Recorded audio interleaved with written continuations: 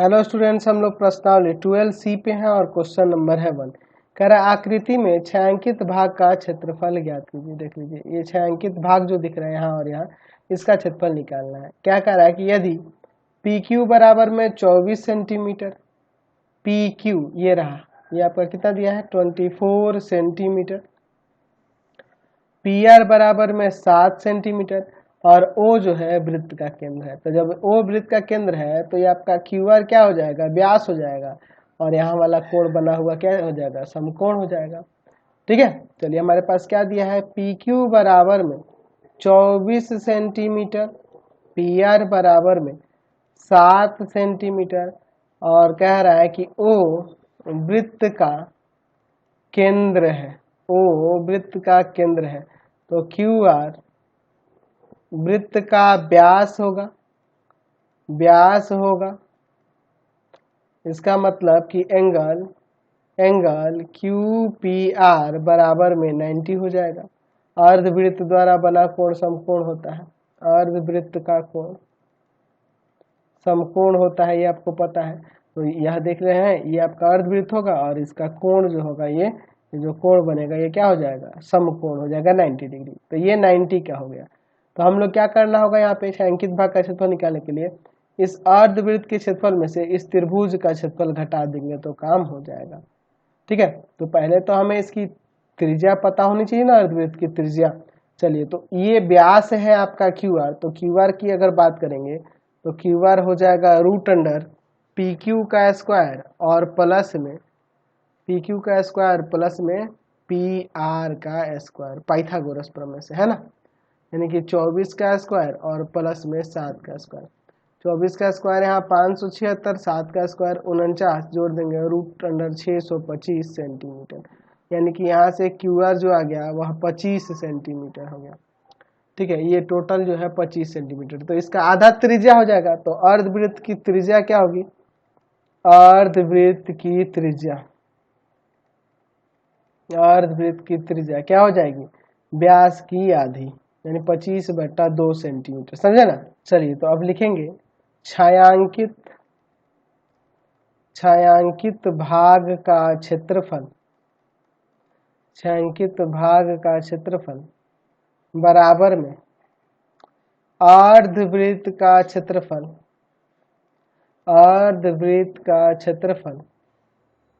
Minus में त्रिभुज PQR का क्षेत्रफल।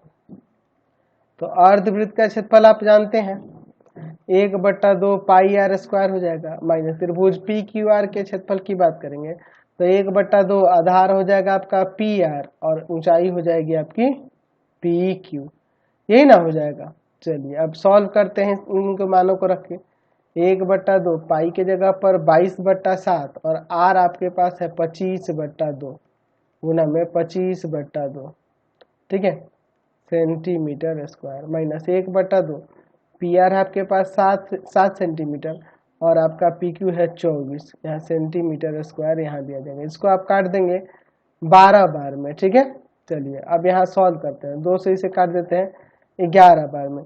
तो ये 25 में 25 से गुना करेंगे 625 हो जाएगा और गुना हो जाएगा आपका 11 से, तो कितना जाएगा 6875 और बटा में 28, 28 हो जाएगा सेंटीमीटर स्क्वायर, माइनस 82 84 हो जाएगा, ठीक है, 84 सेंटीमीटर स्क्वायर। चलिए अब इसे सॉल्व करते हैं। यहाँ एलसीएम ले लेते हैं 28, तो यहाँ 6875 माइनस, यहाँ नीचे कुछ नहीं तो 1 है, 1 में इससे भाग करेंगे 28, 28 जाके 84 में गुना करेगा तो कितना आ जाएगा यहाँ से 2352 सेंटीमीटर स्क्वायर। तो चलिए यहाँ घटाएंगे तो कितना आ जाएगा यहाँ से 4523 बटा में 28 सेंटीमीटर स्क्वायर छायांकित भाग का क्षेत्रफल हो जाएगा। समझ गए।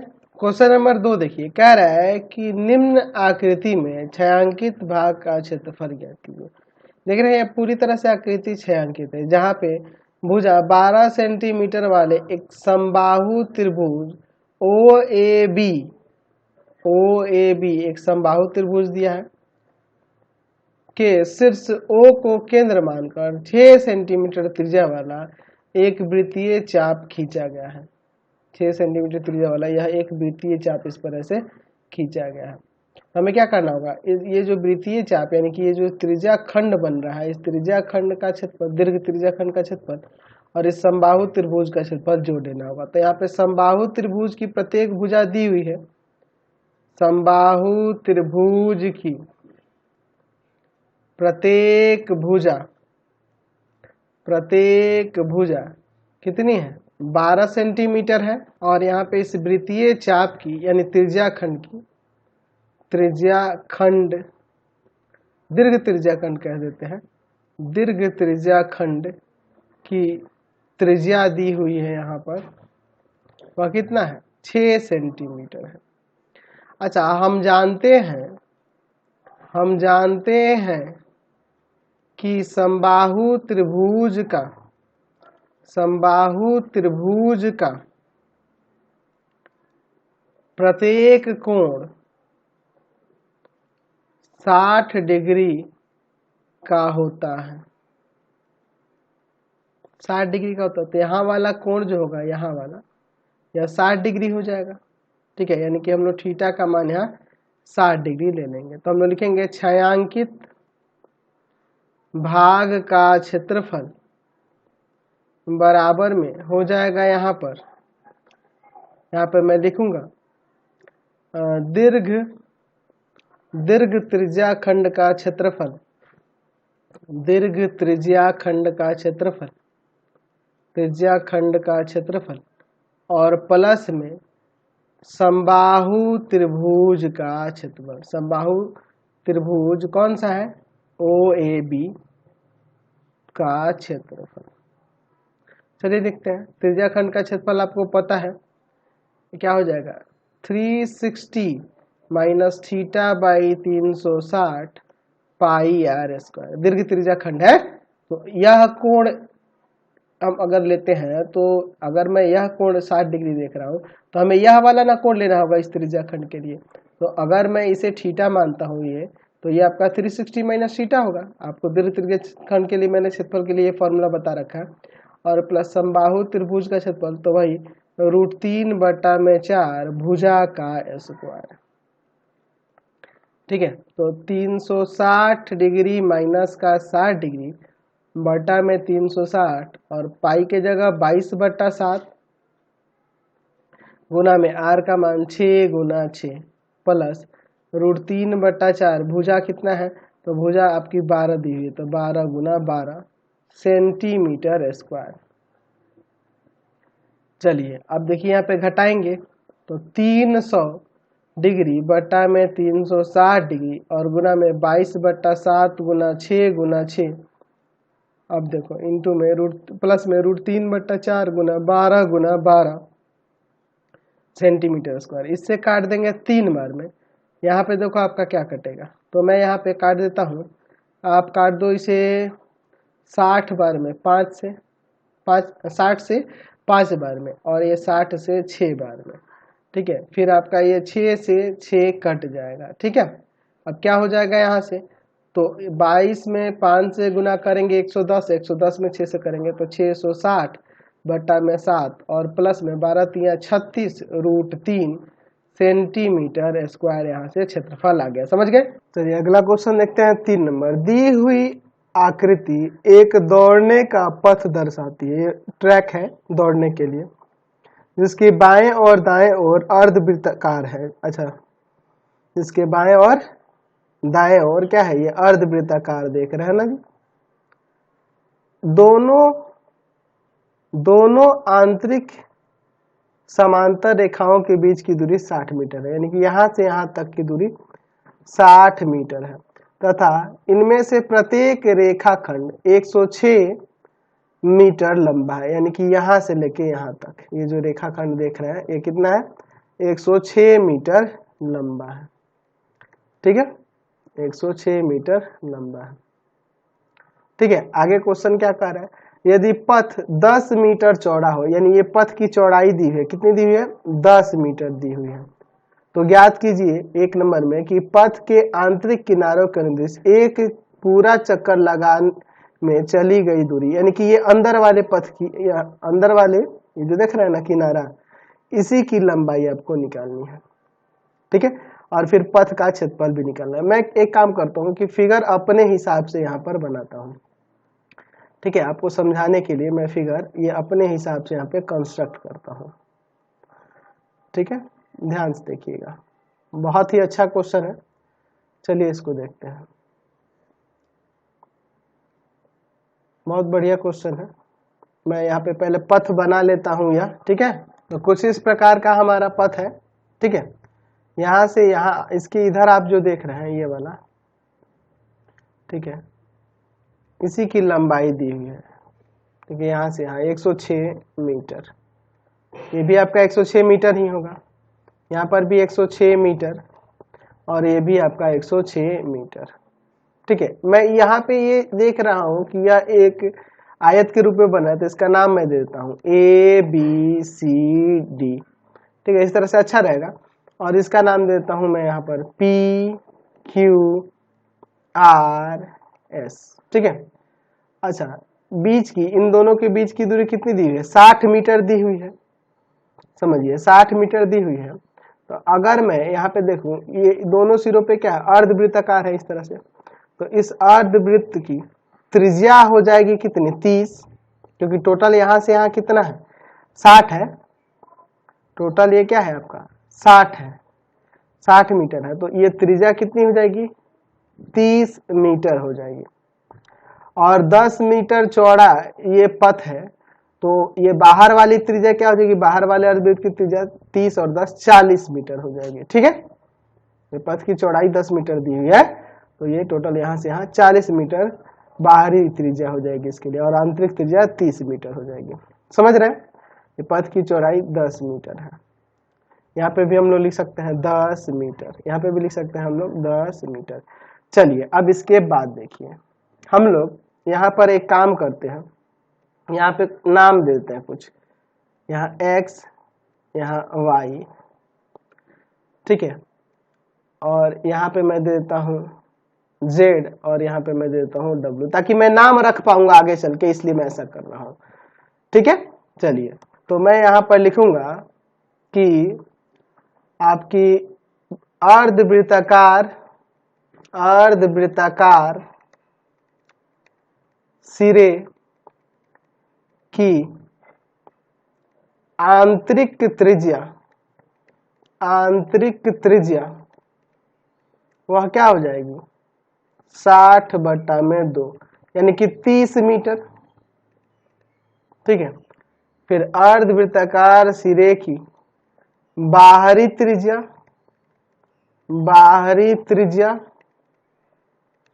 वह क्या हो जाएगी? 30 और प्लस में 10, 40 मीटर हो जाएगी, ठीक है। हमें क्या करना है? फर्स्ट नंबर में कह रहा है कि पथ के आंतरिक किनारों के अनुदिश एक चक्कर लगाने में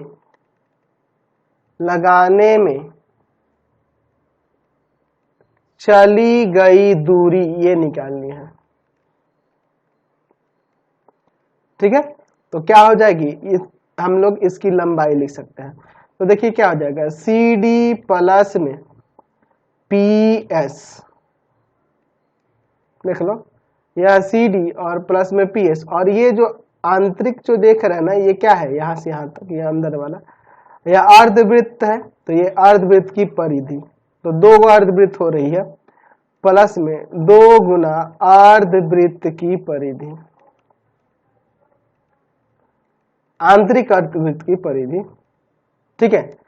यह है आपका 106 मीटर, ये PS भी आपका 106 मीटर ही है, और प्लस में 2 गुना अर्धवृत्त की परिधि आपका हो जाएगा पाई इंटू में r, ठीक है। तो ये स्मॉल r देंगे क्योंकि ये अंदर वाली त्रिज्या को लिखेंगे हम लोग। चलिए, तो 106 और 106 हो जाएगा 212 मीटर, और प्लस में 2 गुना पाई के जगह 22/7, और r आपका कितना है? 30 है। सॉल्व करते हैं, 212 मीटर प्लस में यहाँ पे गुना करेंगे तो कितना आ जाएगा, तो 44 में गुना कर देना है आपके 30 से, तो 1320 और बटा में 7 मीटर, है ना। चलिए तब इसको एलसीएम लेके सॉल्व कर लेते हैं। एलसीएम होगा 7, तो यहाँ पे क्या है जी, इसके नीचे कुछ नहीं तो 1 है, इसमें से भाग करेंगे 7, 7 जाके 212 में गुना करेगा तो आपका क्या आ जाएगा 1484 और प्लस में 1320 मीटर। चलिए जोड़ देते हैं, तो यहाँ पर जोड़ देंगे 1484 में 1320 को, तो कितना आ जाएगा यहाँ से 2804 बटा में 7 मीटर। ये आपके पथ के आंतरिक किनारों के अनुदेश एक चक्कर में चली गई दूरी है। दूसरे क्वेश्चन में कह रहे हैं यहाँ पर कि पथ का क्षेत्रफल निकालना है। तो चलिए तो देखते हैं पथ का क्षेत्रफल। पथ का क्षेत्रफल कैसे निकालेंगे पथ का क्षेत्रफल, तो पथ के क्षेत्रफल के लिए हम लोग लिखेंगे कि आयत ABCD का क्षेत्रफल, ध्यान से देखिएगा, प्लस में आयत PQRS का क्षेत्रफल, PQRS का क्षेत्रफल देख लीजिए, ABCD का क्षेत्रफल और इस PQRS का क्षेत्रफल, और ये देखिए ये अर्धवलय है और इधर भी अर्धवलय है, यानी कि 2 गुना में अर्धवलय का क्षेत्रफल, हाफ रिंग है। चलिए आयत का क्षेत्रफल लंबाई गुना चौड़ाई, यानी कि AB गुना में BC लिख सकते हैं, AB गुना BC। अब PQRS आयत का क्षेत्रफल हो जाएगा PQ गुना में QR, PQ और गुना में QR, वही में चौड़ाई गुना लंबाई एक ही बात होगी, और प्लस में 2 गुना अर्धवलय का क्षेत्रफल क्या हो जाएगा 1/2 पाई बड़ा R का स्क्वायर माइनस छोटा r का स्क्वायर। ठीक है, ध्यान से देखिएगा, यह आपका 106 है गुना में 10 मीटर स्क्वायर। ठीक है, फिर इसका देखो PQ आपका 10 था और गुना में ये 106 है मीटर स्क्वायर, यहाँ 2 से 2 कट जाएगा, पाई के जगह 22/7, बड़ा R है 40 और छोटा R जो है आपका 30 है मीटर स्क्वायर। तो यहाँ से 1060 मीटर स्क्वायर प्लस में 1060 मीटर स्क्वायर और प्लस 22/7 ब्रैकेट में यहाँ 1600 और यहाँ 900 मीटर स्क्वायर।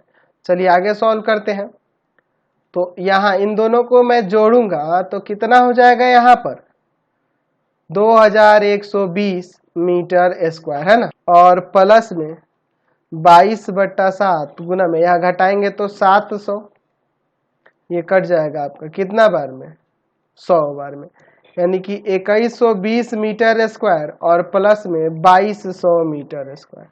दोनों को जोड़ देते हैं, तो जोड़िएगा तो यहाँ पे कितना आ जाएगा 2200 को जोड़ देंगे तो ये आपका हो जाएगा 4320 मीटर स्क्वायर। ये आपके पथ का क्षेत्रफल हो गया, समझ गए। क्वेश्चन नंबर 4 देखिए, कह रहा है एक समबाहु त्रिभुज ABC का क्षेत्रफल, इस समबाहु त्रिभुज ABC का क्षेत्रफल दिया है 17,320.5 सेंटीमीटर स्क्वायर। इस त्रिभुज के प्रत्येक शीर्ष को केंद्र मानकर त्रिभुज की भुजा के आधे के बराबर की त्रिज्या को लेकर एक वृत्त खींचा जाता है। देख लीजिए, प्रत्येक शीर्ष को लेकर हम लोग इसके भुजा की आधी को त्रिज्या लेकर यहाँ पर हम लोग वृत्त खींचे, देख रहे हैं। तो छायांकित भाग का, ये छायांकित भाग जो बीच में बच रहा है इसका क्षेत्रफल निकालना है। तो हम लोग त्रिभुज के क्षेत्रफल में से इन 3 त्रिज्या खंड का क्षेत्रफल घटा देंगे तो काम हो जाएगा। तो पहले तो हमें पता चलना चाहिए कि वृत्त की त्रिज्या क्या है, तभी ना त्रिज्या खंड का क्षेत्रफल हम लोग इसके क्षेत्रफल में से घटाएंगे। चलिए तो हम लोग क्या करेंगे, तो त्रिभुज की भुजा निकाल लेंगे। तो मैं यहाँ पे देख रहा हूं कि समबाहु त्रिभुज का क्षेत्रफल, समबाहु त्रिभुज का क्षेत्रफल कितना दिया है 17,320.5 सेंटीमीटर स्क्वायर। तो क्या होता है √3/4 गुना भुजा का स्क्वायर, यही होता है ना फॉर्मूला, बराबर में 17,320.5 सेंटीमीटर स्क्वायर। ठीक है, तो यहाँ पे √3 के जगह ना आप यहाँ यूज करोगे 1.73205, ये यूज करेंगे 1.73205 और बटा में 4 गुना भुजा का स्क्वायर। ठीक है, आप ध्यान रखना, आपके बुक में छोड़ दिया है लेकिन ये देना चाहिए था। 17,320.5 सेंटीमीटर स्क्वायर। तो भुजा का स्क्वायर बराबर में हो जाएगा 17320.5 बटा में आपका 1.73205 और इंटू में 4 सेंटीमीटर स्क्वायर। इससे ये काटेंगे। ठीक है, तो कितना बार में कट जाएगा, ये 10,000 बार में कट जाएगा। ठीक है, तो यहाँ पे 40,000 आ जाएगा। इसका मतलब हम लोग लिख सकते हैं इसे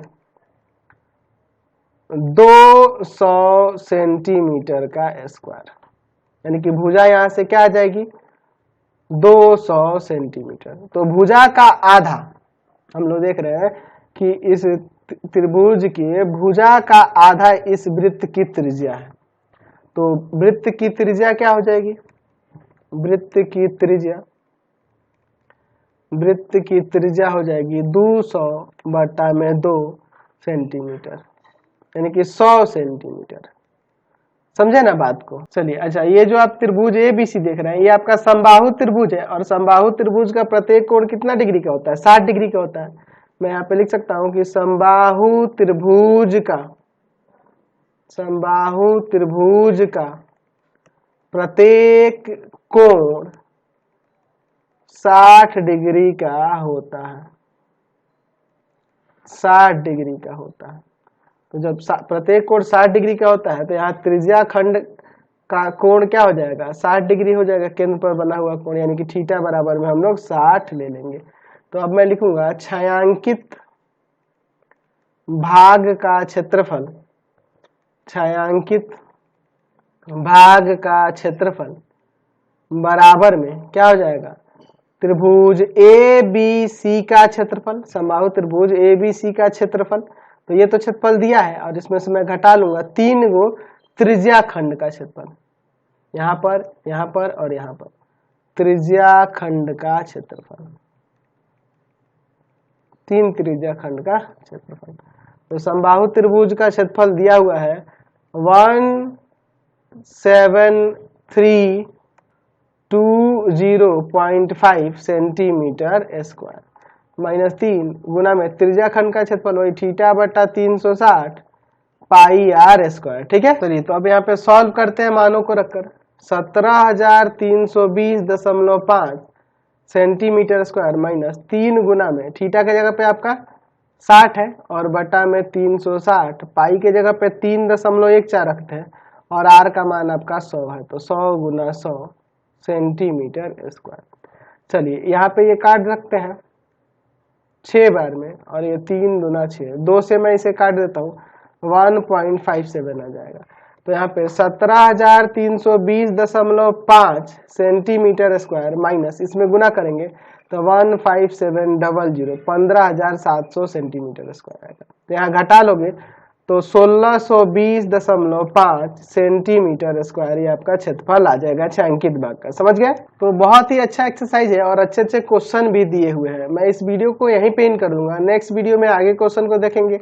आपको हमारे 3 चैनलों को सब्सक्राइब करना होगा। पहला है पाथफाइंडर क्लासेस छपरा, दूसरा है आपका भारती भवन रविकांत सर, भारती भवन रविकांत